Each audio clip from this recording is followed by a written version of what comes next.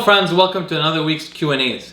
Joined by my lovely wife, Lucie. Hi. Lucie will be asking me more of your questions. Let's start with it. Next person is Ryan Burton, and he's asking, do you think the use of melanotan will lower the risk of developing skin cancer in genetically prone individuals?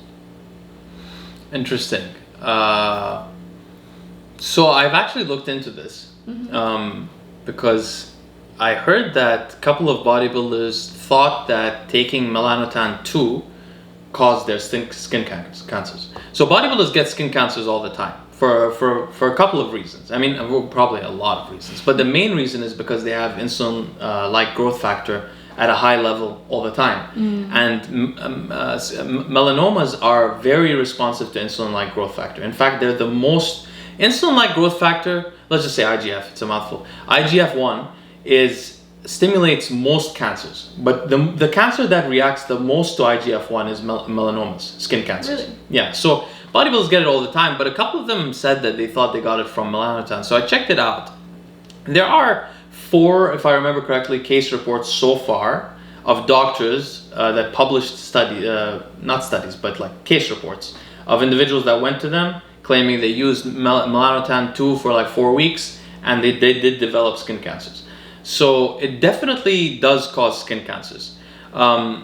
Just so you guys know, melanotan 2 is an illegal analog of alpha melanocyte stimulating hormone. Alpha melanocyte stimulating hormone is a hormone that affects the PPAR. I think it affects PPAR beta, but not alpha. I don't know. One of the PPARs. And in the end, what it causes the body to do is to produce melanin. Okay. So it gets darker. So this is a natural hormone in the body. There are analogs for this hormone that were produced medically. The one that was produced, and it is FDA approved, it begins with a letter A. I can't remember what the name is, but it's actually melanotan 1. Okay. So melanotan 2 is underground one that was produced and sold very frequently online. I've used it before many times. Not for it has another effect. It's very interesting. So a couple of things that it does, or that it's thought to do. Everything that melanotan 2 does should happen from melanotan 1. Okay. So there are studies on melanotan 1.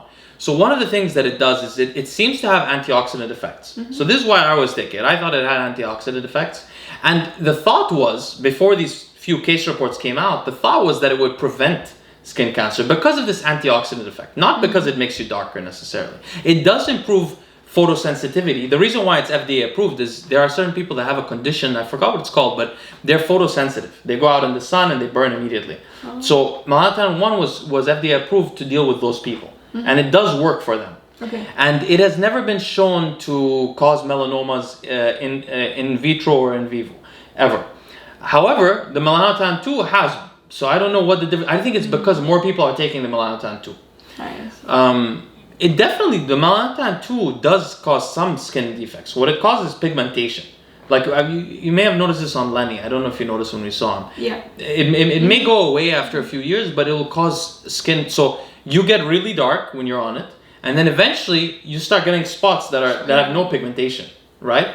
And it seems that they go away with time, but you know, it's a horrible depigmentation of your body.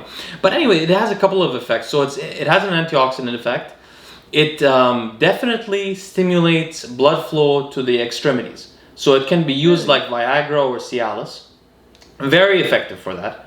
And it rapidly darkens people. And so it's used very frequently in Hollywood.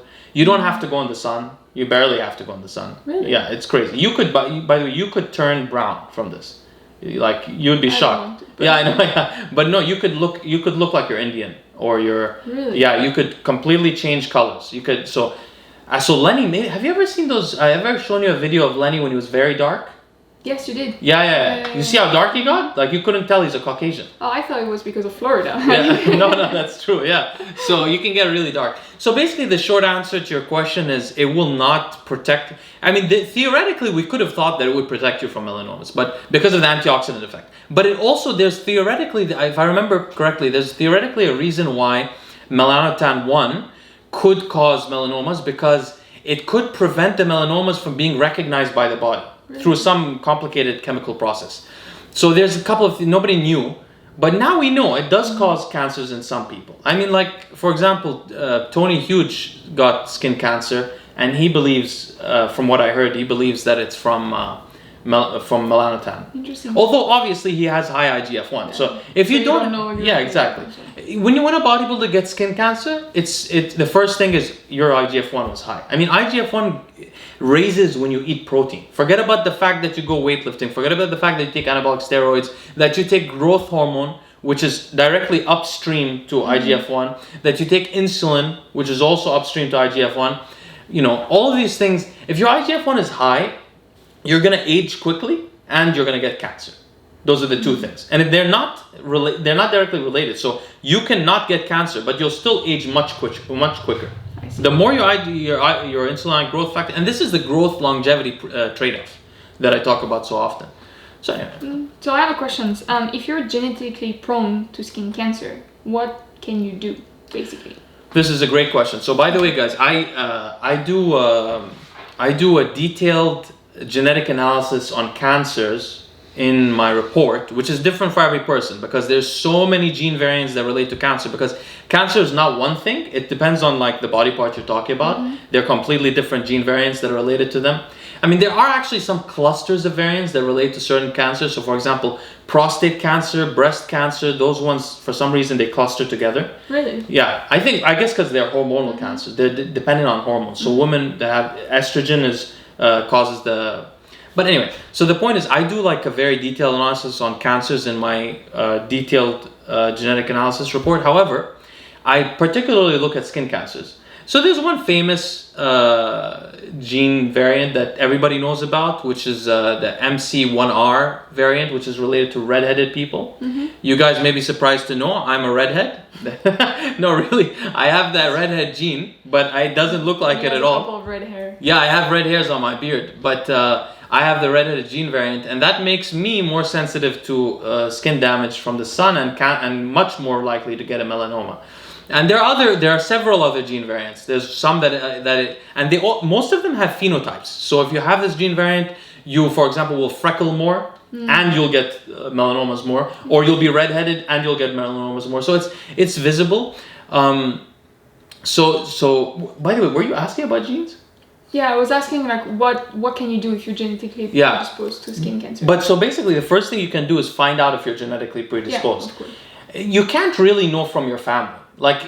Because the way people live affects the way they get melanomas so much. So you can have family, like I usually tell people, if you can't afford the genetic test and you want to care about your health, find out how all of your family members died and find out what living conditions they had, health conditions they had. Like your parents, your grandparents, and all of your great-grandparents, and then uncles and people like that around your sides. That will teach you a lot, but it won't teach you about melanomas because that's so lifestyle dependent. I see. So you need to actually do your genes to find that out. And if you are sensitive to melanomas, you need to basically couple of things. So first of all, using sun protection, which you have to use repeatedly through the day, every few hours you have to put it on. It will protect you to a degree. However, you have to understand something also. Even if you're using sun protection, the sun is very powerful. You're still getting affected by it being outside. So you literally have to limit the amount that you're outside. And the interesting thing comes here is that some people say, vitamin D, in studies, there is shown a better effect if people spend time outdoors than if they take vitamin D. So maybe the vitamin D is not being absorbed properly. But the thing is, people don't realize that these studies where people are going outdoors, they're exercising outdoors. They're not just standing there.